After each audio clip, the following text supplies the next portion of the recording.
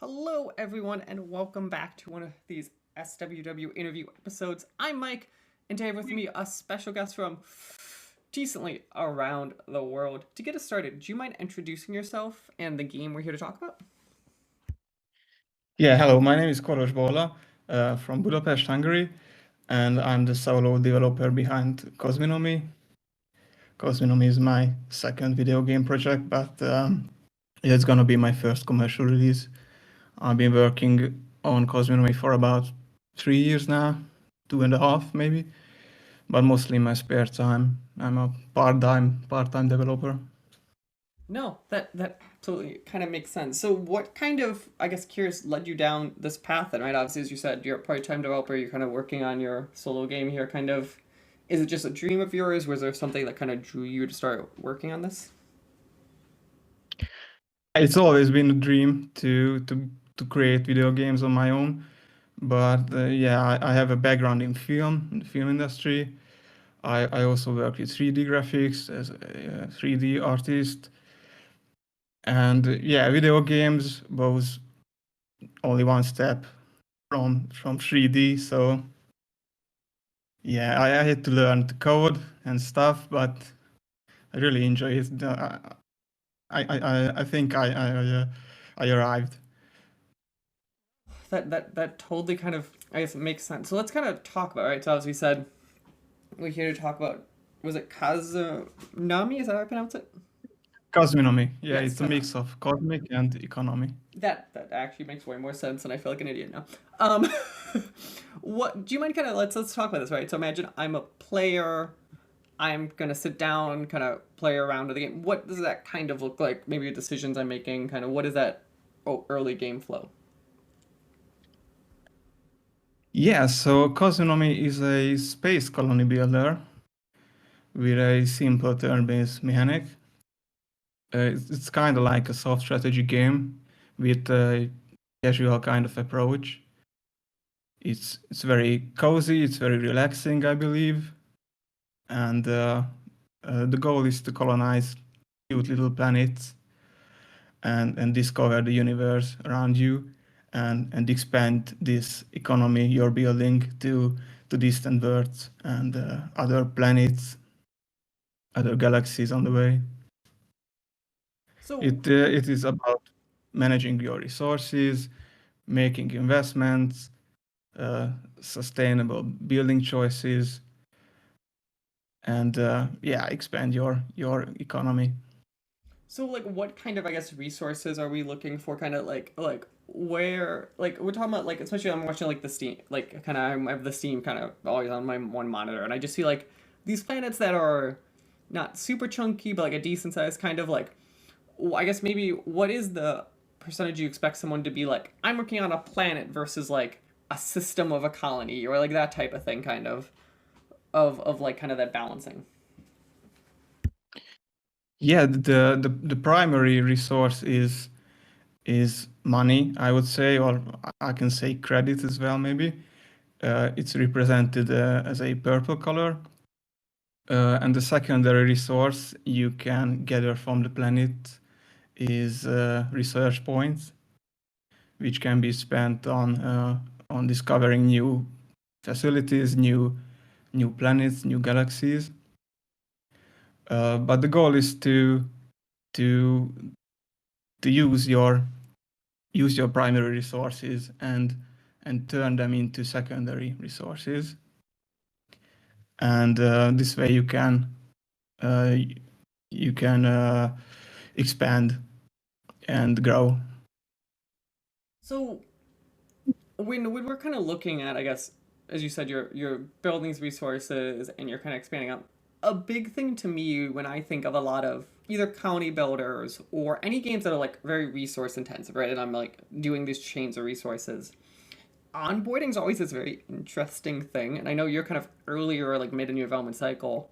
How kind of do you kind of think of or have thought of like teaching the players a like what things to care about resource wise or the economy stuff like that kind of have you kind of started thinking through kind of like that onboarding teaching part of the process. Yeah, introducing the game's mechanics and onboarding the player is always a bit troubling.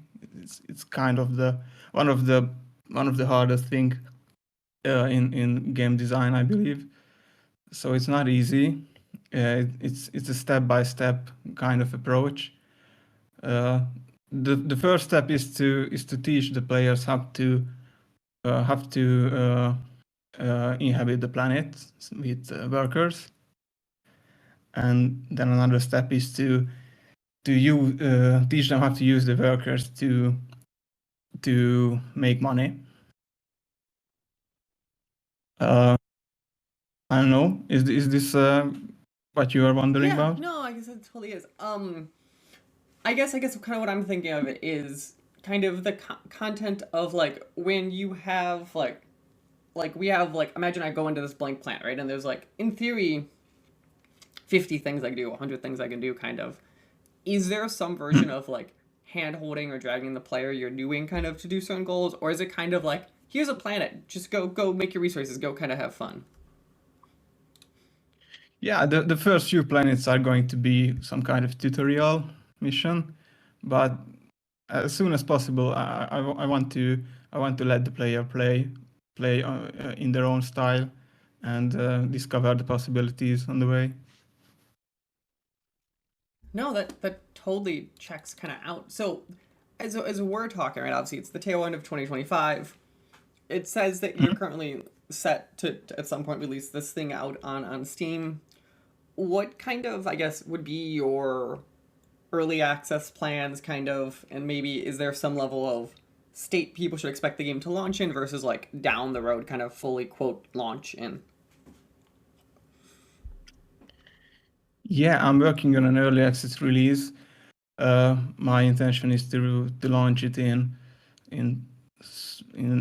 somewhere early 2026, maybe in the spring. It's always a bit troubling to make uh, uh, to come up with exact dates.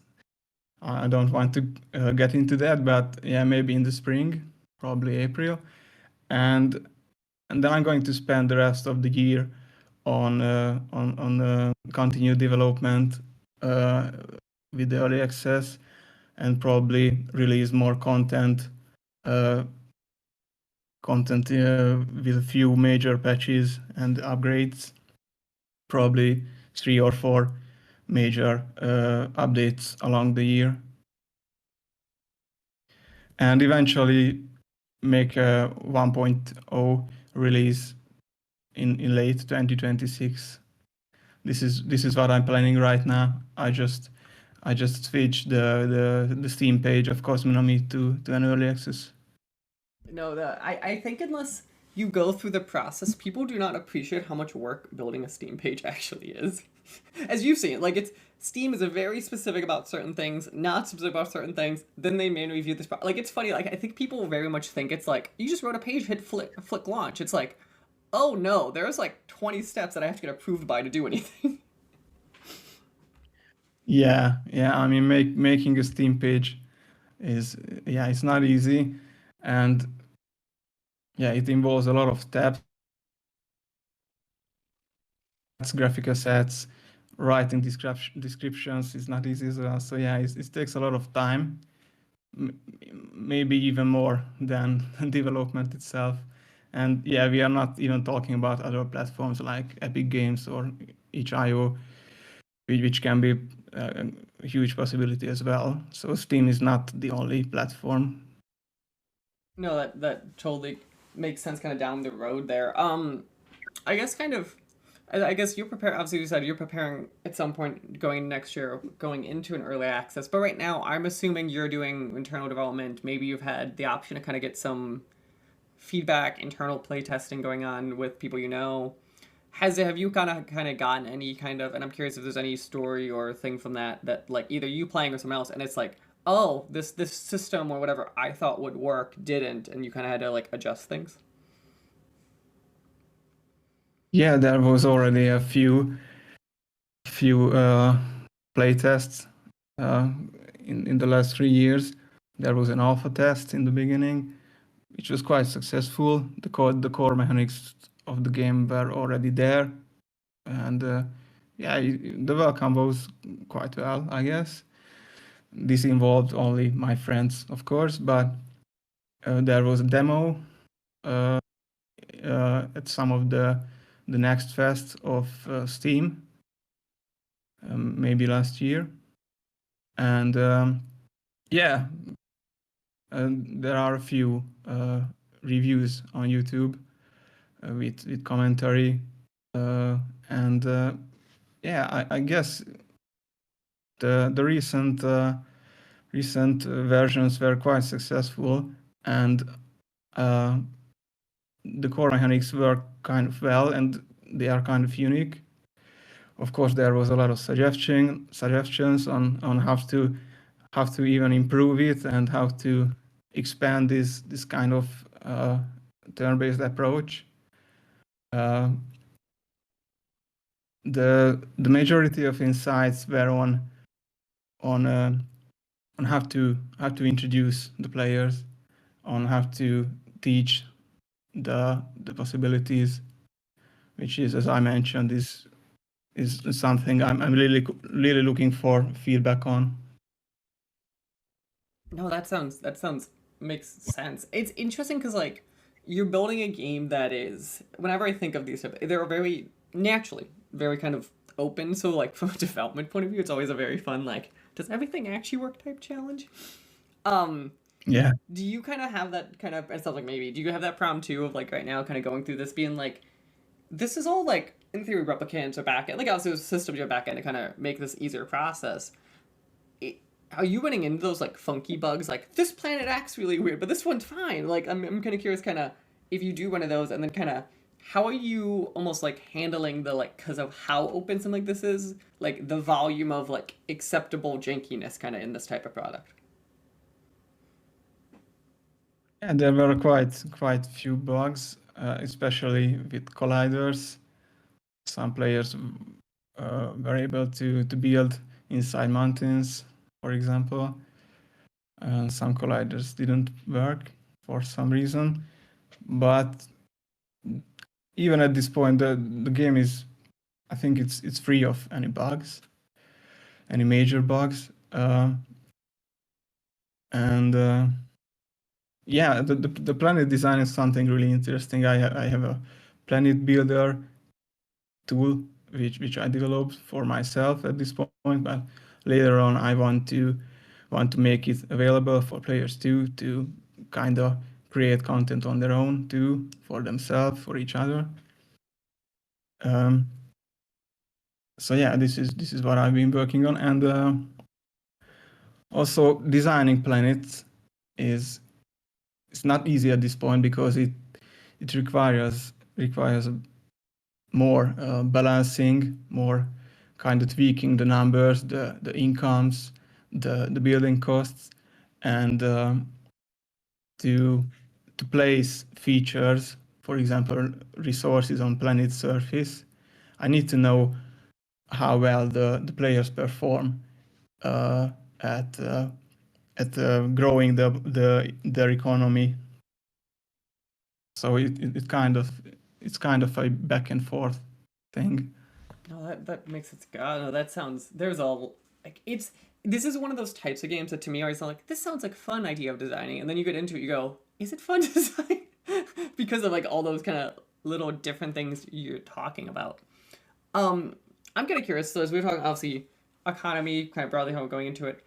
When you're playing, or when you're thinking, kind of like, because as you thought of it probably from your point of view, if I gave you like one of these planets a blank, is there a type of like strategy you go into a planet with? Is there a type of planet you'd like to be like, oh, I prefer to make my planet function this way? Kind of, what kind of is your almost like short term or kind of long term kind of goals when you're kind of messing around?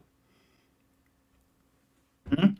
It depends on the planet itself because there are quite a few biomes. For example, uh, in an ice cold biome, you are not able to build greenhouses. So you need to find another approach to feeding your workers. Uh, for example, there is a desert kind of biome where you are able to build greenhouses because there is sun, and solar power is available, but there is no water, so you need to find a water source at first. So it really depends on the planet you are trying to build up. Um, the short term approach is to make the the planet itself uh, sustainable. So at first you need to make sure that your incomes are bigger than your expenses, and then you can integrate your planet into the global economy, because Cosminomy is not only about the planet you are currently building. It's a kind of galaxy-wide economy. So you're going to get your incomes from every planet, every turn, and you are building not a planet only. You are building a whole universal economy. No, that is, yeah, I So know, the long-term goal is always to just keep to growing. to build a sustainable economy on your in your galaxy.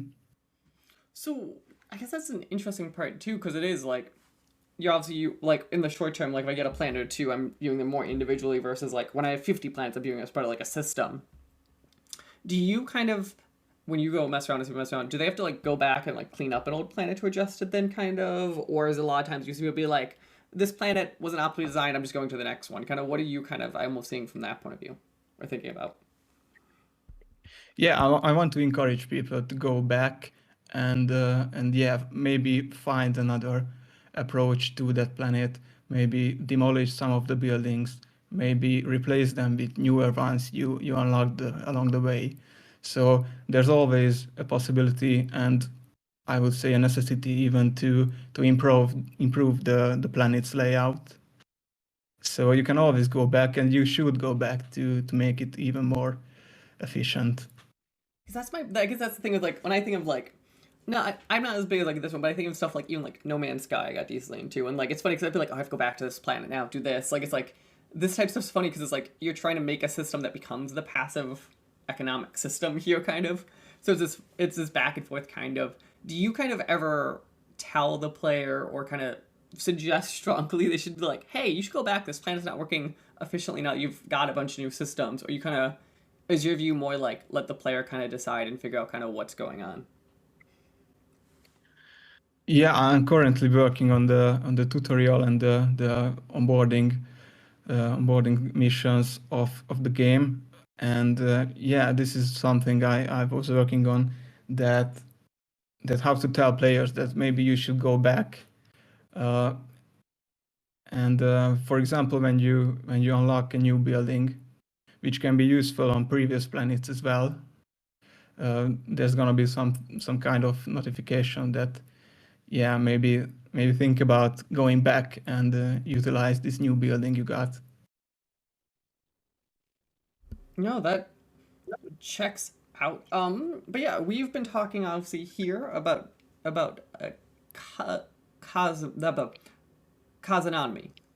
Why am I having trouble pronouncing it? Cosminomy. Cosminomy. It's one of those words that's like just perfectly the way I pronounce things, but like hits it. Um, but yeah, as we said, obviously it comes out to early access to some point next year in 2026 with the goal of releasing continued updates kind of after then. Uh, as we kind of get to the tail end of this, I guess, kind of where obviously people go wishlist the game. It's available on Steam to go wishlist. I saw you have like a Discord account. X kind of where should we be sending people if they want to learn more about the game, your future work, all that good stuff. Yeah, definitely wishlist Cosminomy. That's the biggest kind of feedback for me right now, because it shows that people are waiting for this game and excited about it. And if you want to find out more, you can follow the game's Instagram page, which is kind of dead right now, but I'm going to make it more active in early 2026. There's gonna be a playtest kind of session somewhere in late winter, um, which you might be excited about. And yeah, you can join my Discord server as well. Uh, you can find some information on Cosminomy and my previous game as well. Perfect. Well, again, thank you for taking time to talk to me this afternoon, evening for you. Um, and best of luck as you are both working on this game, heading towards early access launch, and hopefully you get some nice break this holiday season.